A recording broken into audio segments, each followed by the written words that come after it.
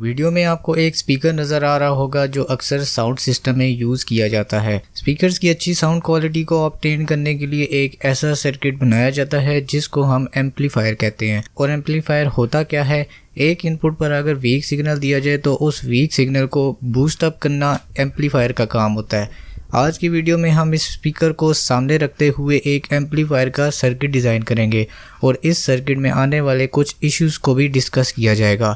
السلام علیکم، I'm your host engineer Muhammad Arfa Asif. Welcome to the studio, my academic studio.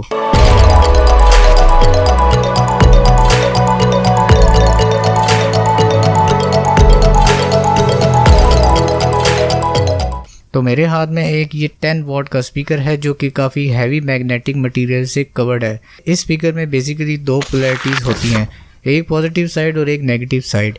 یہ دو polarities کچھ speaker میں ایک ہی سائڈ پر کنیکٹ ہوتی ہیں اور کچھ دونوں سائڈ پر۔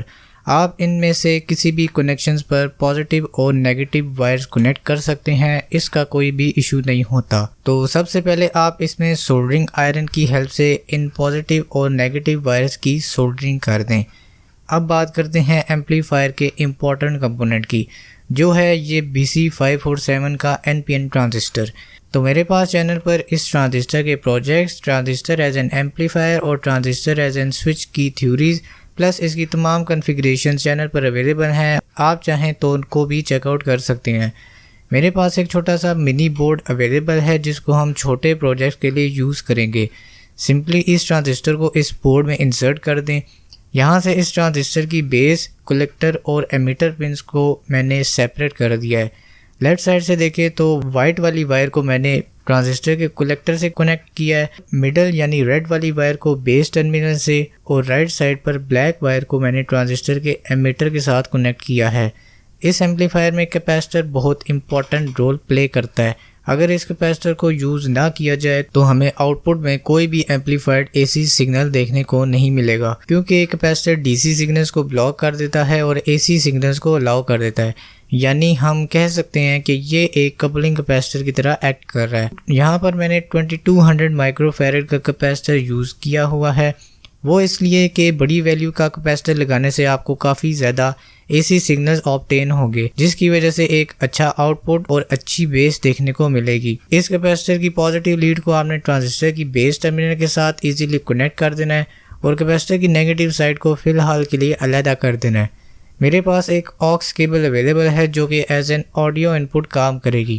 اس کیبل کی انسولیشن میں نے جب ریموو کی تو اس کے اندر 4 وائرز اور نکلیں۔ ان 4 وائرز میں سے آپ نے جو باریک والی وائر ہے اس کو سیپریٹ کر لینا ہے جو as a ground terminal use ہوگی، اور دوسری اس گرین وائر کی انسولیشن ریموو کرنی ہے جو کہ ایک پازیٹیو وائر کی طرح کام کرے گی۔ باقی بلو، گولڈن اور ریڈ وائرز کا کام نہیں ہے۔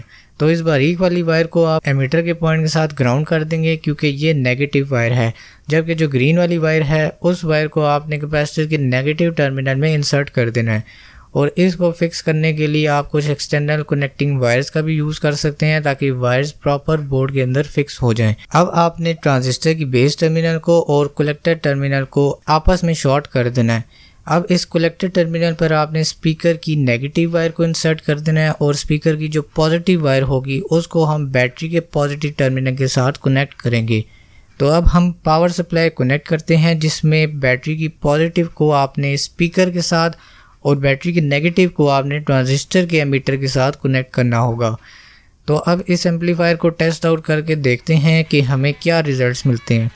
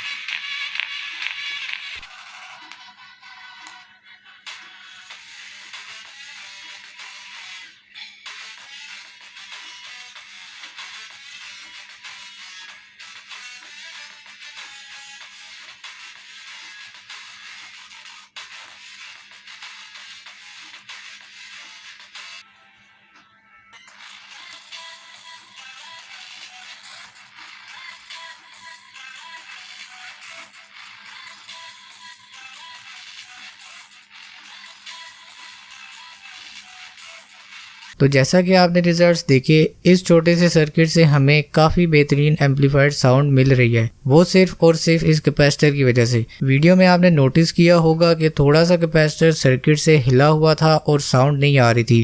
اس کی وجہ یہی تھی کہ کیپیسٹر بیچ میں صحیح سے کنیکٹڈ نہیں تھا، اور جب کنیکٹ کیا تو موبائل کی آڈیو کیبل سے آنے والے ڈی سی سگنل کو بلاک کیا گیا، اور اس میں موجود اے سی سگنل یعنی ساؤنڈ ویو فارم کو اس نے ایمپلیفائی کر کے اسپیکر میں پروڈیوس کیا۔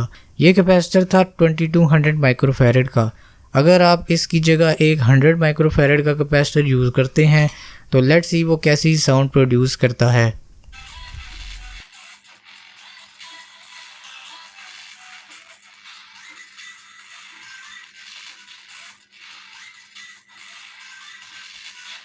تو اس 100 مائکرو فیرڈ کے کیپیسٹر نے میرے حساب سے زیادہ اچھی ساؤنڈ پروڈیوس نہیں کی، جبکہ اگر میں 2200 مائکرو فیرڈ کا کیپیسٹر یوز کروں تو اس نے اس کے کمپیریزن میں کافی بہترین ساؤنڈ پروڈیوس کی ہے۔ تو یہاں میں کچھ امپورٹنٹ باتیں بتا دوں کہ ان ایمپلیفائر سرکٹس میں لوگوں کو کچھ پرابلمس آتی ہیں کہ اس میں کافی کم ساؤنڈ پروڈیوس ہوتی ہے۔ اس کا مسئلہ یہ ہوتا ہے کہ انہوں نے کیپیسٹر کی ویلیو چھوٹی یوز کی ہوتی ہے، دوسرا یہ کہ انہوں نے اس سرکٹ کو پاور بہت کم دی ہوتی ہے، تیسرا یہ کہ ان کے آڈیو کیبل کی وائرنگ کا کنیکشن بہت لوز ہوتا ہے، جس کی وجہ سے نوائز بہت آ جاتی ہے۔ اب اگر آپ نے اس کو زیادہ پاور دی تو پھر ایک اور ایشو آ جاتا ہے کہ ٹرانزسٹر بہت ہیٹ اپ ہو جاتا ہے۔ اس ہیٹ اپ کے ایشو کو سالو کرنے کے لیے آپ ایک ہیٹ سنک بھی یوز کر سکتے ہو، یا اس پاور کو کنٹرول کرنے کے لیے ایک ویریبل رجسٹر یا پوٹینشیو میٹر لگا لے تو بیسٹ آپشن ہے۔ تو اس پروجیکٹ میں میں نے اس کے کچھ ایشوز ڈسکس کرنے تھے اور یہ بتانا تھا کہ ایمپلیفائر کا سرکٹ کیسے کام کرتا ہے۔ تو آئی ہوپ آج کی ویڈیو کافی انفارمیٹیو رہی ہوگی۔ If you enjoyed this video then please do like, comment, share, subscribe to my channel and hit the notification bell to stay tuned with my upcoming videos. Take care of yourself. Fi aman Allah. Goodbye.